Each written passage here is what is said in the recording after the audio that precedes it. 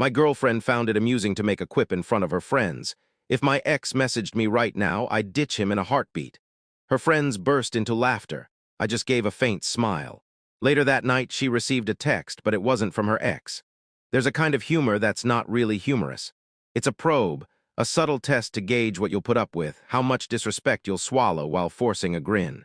For nearly a year, I've endured these so-called jokes from my girlfriend, Emma. But the one she delivered last Friday, surrounded by her chuckling pals, was the final one I'd ever tolerate. My name's Ethan, I'm 32, and I'm the type who thinks things through carefully. I like order, predictability, cause, and consequence. That's my lens on life. Emma, 27, thrives in disorder. She's a whirlwind of social gatherings, private jests, and perpetual low-grade drama. I used to think we complemented each other. Now I see I was merely the steady foundation she danced on while she spun. Much of her chaos centered on her ex, a guy named Liam. They split 3 years ago, but in Emma's world, he lingered like a shadow. His name popped up constantly. Liam loved this cafe. This reminds me of a getaway with Liam. It was an endless stream of comparisons, a quiet reminder I was filling a space he once held. I'm not the jealous type, but I'm observant. The pattern was obvious. She wasn't over him. I tried addressing it once calmly, logically. The result? A week of sobbing, accusations of being overbearing, and a theatrical display of her phoning friends to lament how I didn't trust her. Lesson learned: direct confrontation was futile. It just got twisted into a narrative where I was the bad guy. So I did what made sense. I started crafting my own strategy, a backup plan for the inevitable. Over the past few months, I quietly prepared. I set up a discreet wide-angle camera in our living room, aimed at the front door, claiming it was for safety, which wasn't entirely untrue. I also bought a cheap prepaid phone with a SIM card, stashed in my desk. It was my emergency kit, one I hoped I'd never need. Last Friday, the emergency arrived. We were at a neighborhood bar for a friend's birthday. Emma, a few drinks deep, was holding court, regaling everyone with a lively tale. I sat beside her, sipping a beer, just trying to get through the evening. Then her friend Mia brought him up. "I ran into Liam recently," Mia said with a sly glint. "He asked about you, Emma." Emma's face brightened. "Really? How'd he look? Is he seeing someone new?" The table dove into a detailed dissection of this phantom ex. I stayed quiet, invisible. Then Emma, emboldened by the spotlight, glanced at me with a smirk. "You know," she said, loud enough for all to hear, "if Liam texted me right this second and asked me to leave, I'd be gone so fast. I'd drop Ethan in a flash." Her friends roared with laughter, a sharp, cutting sound. They thought it was a riot, the ultimate zinger. I didn't flinch or get mad. I just offered a calm, neutral smile and said, "Careful what you wish for." She laughed again, soaking up the attention. "Oh, please, like that ever happen?" The conversation moved on, but I had my confirmation, the final proof I needed. The breaking point was here. It was time to execute my plan. We got home around 1 o'clock a.m. Emma, still buzzing from the night, kicked off her shoes and crashed on the bed. I said I'd stay up a bit. She didn't care. Once the bedroom door shut, I went to my desk, pulled out the prepaid phone, and found Liam's number from an old group chat. Using a simple app, I spoofed his number, a quick 5-minute task. Then I crafted the message, keeping it short and believable. "Hey, it's Liam. Random, I know, but Mia mentioned seeing you and I can't stop thinking about you. I miss you. You awake?" I sent it to Emma's phone, turned on the living room camera feed on my second monitor, put on my headphones, and waited. The setup was complete. Update 1*, I'm patient. I can bide my time for the right moment. For the next hour, I listened to music and browsed online, the camera feed a small, silent window on my screen. At 2:15 a.m., the bedroom door creaked open. Emma slipped out, her phone glowing in her hand, a beacon in the dark apartment. She was biting her lip, radiating nervous excitement. She didn't glance my way, assuming I was lost in my headphones. The camera captured it all perfectly.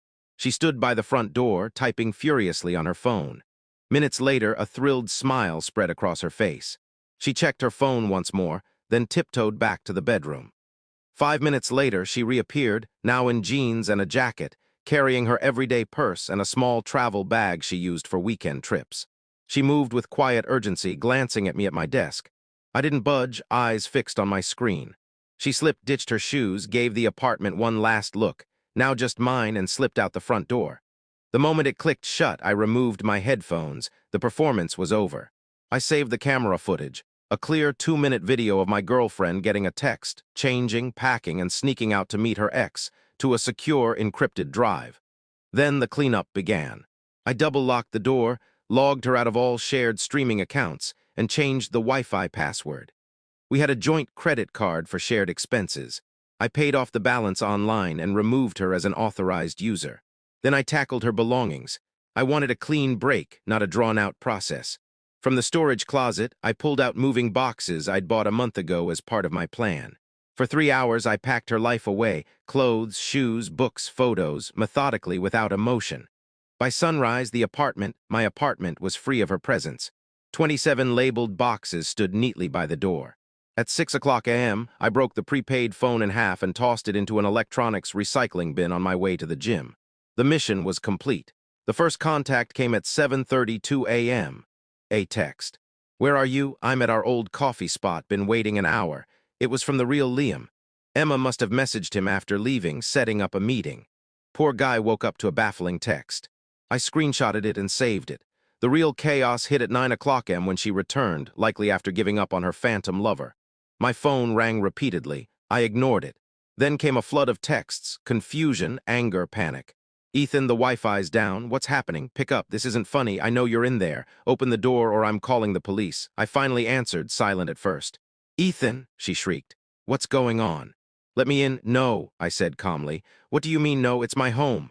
"It's not," I corrected. "It's my apartment. You're not on the lease, and as of 7 hours ago, you don't live here." Silence. Then what? "What are you talking about?" "I saw you," I said, voice icy. "I saw you get a text, pack a bag, and sneak out to meet your ex, the one you swore was just a friend, the one you joked about leaving me for." "You were awake," she whispered, panic rising. "I was," I lied. "I saw everything. You chose to leave for him instantly, just like you said. Problem is he didn't want you back. That's your issue, not mine." "It was a mistake," she sobbed. "I wasn't thinking. Please let me in. We can fix this." "There's nothing to fix," I said. "Your things are packed, 27 boxes by the door. I've hired movers to deliver them to your parents' house at noon.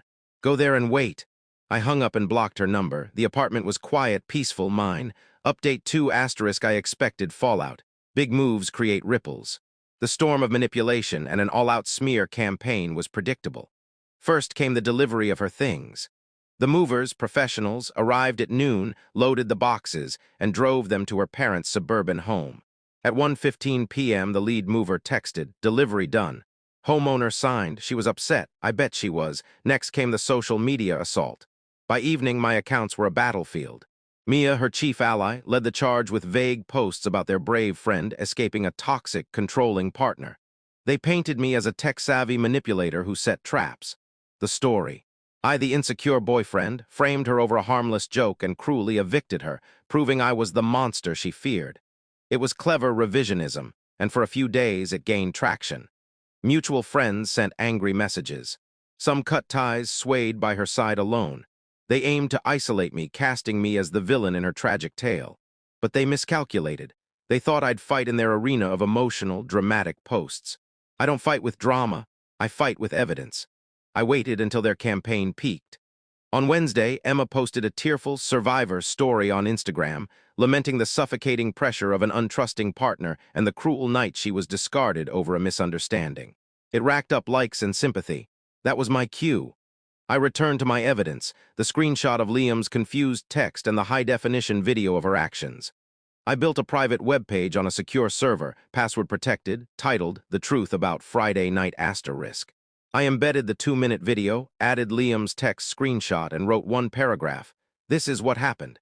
This wasn't a misunderstanding. It was a choice. A choice to act on a long-held desire, shown by the eager reaction to a text believed to be from an ex. A choice to pack and sneak out to meet another man. The story of abuse and control is a lie to hide the shame of a failed betrayal. I won't argue publicly. The truth speaks for itself. I emailed the link and password to 3 people. Emma's parents and Mia, her main propagandist. The subject, the truth asterisk. The impact was immediate, dousing their fiery lies with cold reality. Final update asterisk 5 months later, silence from Emma and her friends. The webpage was a kill switch for their narrative. You can't argue with video proof of your own gleeful betrayal. Word got back to me about the aftermath. Her parents, who'd funded her victim campaign, were mortified seeing their daughter pack excitedly to cheat on the man who supported her. Their financial aid reportedly dwindled and they told her to grow up and face her choices. Mia went quiet. The online crusade stopped. It's tough to champion a liar with undeniable evidence. The best fallout came from Liam. Fed up with being the ghost in our relationship and dragged into her drama, he posted on Facebook, "To be clear, I haven't contacted Emma in over a year. I'm in a happy relationship. I didn't text her and have no interest in her life. Please respect my privacy." He confirmed his part and disowned her, nailing shut her victim story. Emma's life, from what I hear, has unraveled. Without my support and with her parents pulling back, she's working 2 jobs, living in a cramped apartment with roommates.